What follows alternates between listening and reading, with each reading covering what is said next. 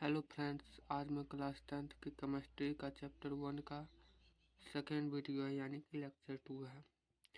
तो पहले कल वाला रिवीजन करवा देता हूँ, उसके बाद फिर अगला वीडियो आगे बढ़ाऊँगा। तो पहला है रासायनिक अभिक्रिया।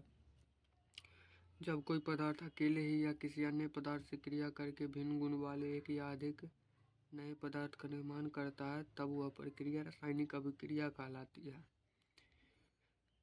जो पदार्थ रासायनिक अभिक्रिया में भाग लेकर नए पदार्थ बनाते हैं उन्हें अभिकारक कहते हैं, और जो बनकर के प्राप्त होते हैं उन्हें प्रतिफल।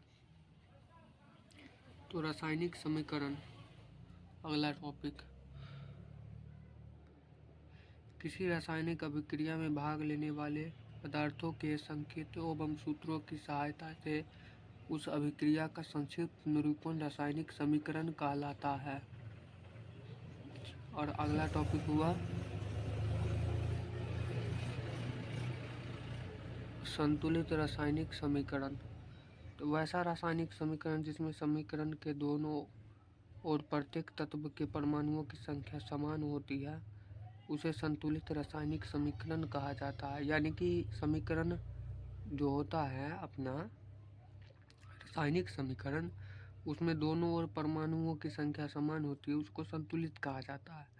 और असंतुलित उसको कहा जाता है जिसमें रासायनिक समीकरण के दोनों ओर परमाणुओं की संख्या समान नहीं होती है, उसे असंतुलित रासायनिक समीकरण कहा जाता है। तो कल का रिवीजन हो गया और आगे अब हम लोग पढ़ते हैं आज का टॉपिक जो लेक्चर 2 है। हेलो फ्रेंड्स, आज का ये हमारा लेक्चर 2 है जिसमें पढ़ना है विभिन्न रासायनिक अभिक्रिया के प्रकार। तो इसमें पहला है संयोजन या संश्लेषण अभिक्रिया। जब दो या दो से अधिक पदार्थ परस्पर संयोग करके एक नए पदार्थ का निर्माण करते हैं, वैसी अभिक्रिया को संयोजन अभिक्रिया कहते हैं। इसमें नए पदार्थ का गुण मूल पदार्थ के गुण से बिल्कुल भिन्न होता है। और दूसरा है वियोजन अभिक्रिया अपघटन अभिक्रिया।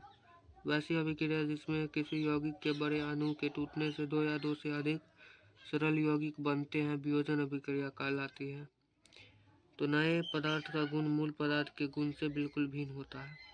तीसरा है वैद्युत अपघटन अभिक्रिया। कुछ धातुओं के द्रवित ऑक्साइड एवं क्लोराइड से होकर विद्युत धारा प्रवाहित करने पर वो अपघटित हो जाते हैं। इस अभिक्रिया में धातु कैथोड पर और ऑक्सीजन या क्लोरीन गैस एनोड पर मुक्त होती है। इसे वैद्युत अपघटन अभिक्रिया कहते हैं। चौथा एकल विस्थापन अभिक्रिया।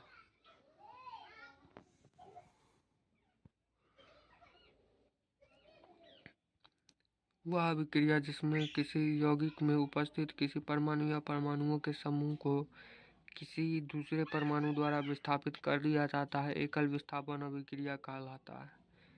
पांचवा है उभय विस्थापन अभिक्रिया।